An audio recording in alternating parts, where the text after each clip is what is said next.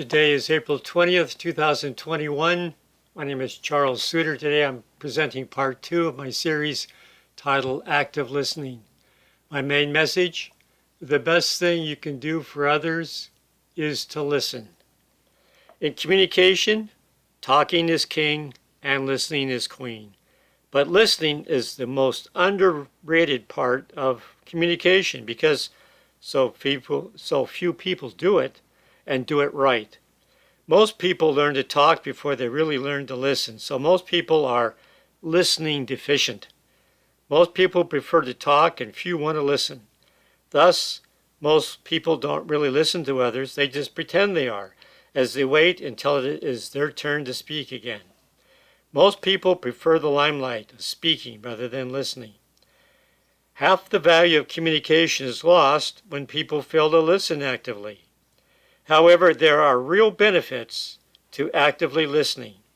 When you choose to listen, it allows others to present ideas that can potentially benefit both the listener and the speaker.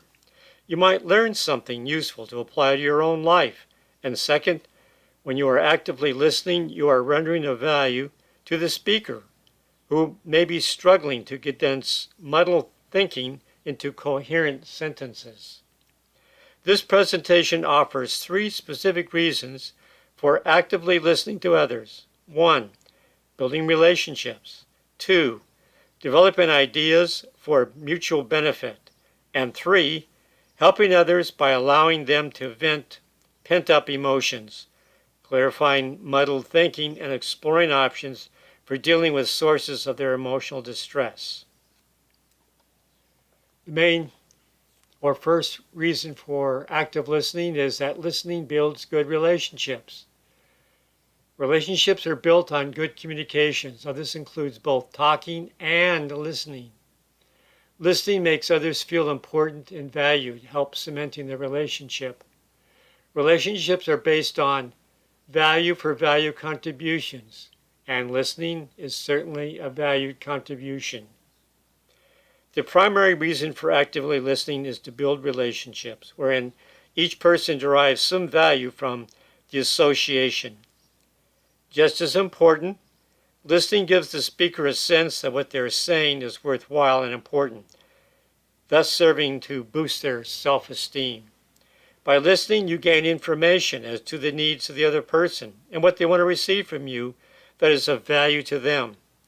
People who are poor listeners tend to have fewer friends and people who are willing to listen to them. A second reason for the value of active listening. Listening allows others to contribute ideas to the team. Mutual goals are improved by gathering a multitude of ideas from others. Once an idea is expressed, it can be evaluated and dealt with properly. Allowing people to contribute makes them feel like they're part of a team and gives them a greater commitment.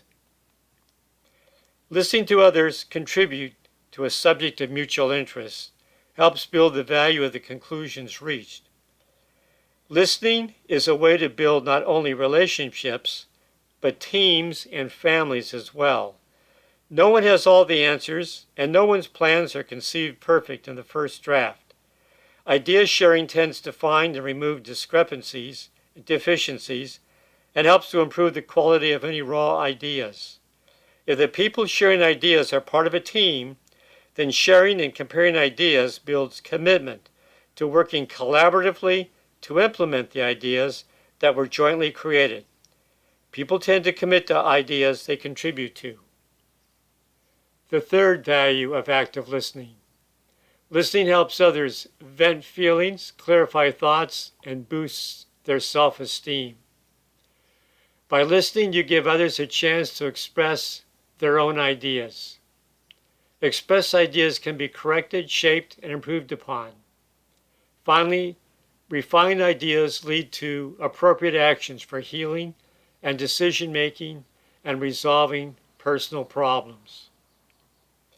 Many personal problems would be resolved quicker if people had someone they could share their burdens with. Many people don't have the luxury of affording a therapist to talk over their problems, so the next best thing is to having a friend as an active listener so they can talk about their problems. A friend willing to listen and help clarify muddled thoughts is more valuable than gold. When the listener asks clarifying questions, he is aiding the speaker reach clarity and readiness for application. Articulating one's thoughts and expressing their problems helps them to explore and understand their situation better. Because once their words are spoken, they can be examined for the correctness of their content and refined to a higher level of specificity, shaped by greater clarity, ideally leading to constructive applications for action. Finally, people who are under emotional distress can reduce the intensity of their feelings just by venting, especially if there is someone willing to listen to them in a helping role. My final message: as people talk, they learn what's really on their mind. Listening has as much value as talking. By listening, you gain valuable information regarding the perspective of another person. By listening, you are developing and strengthening relationships.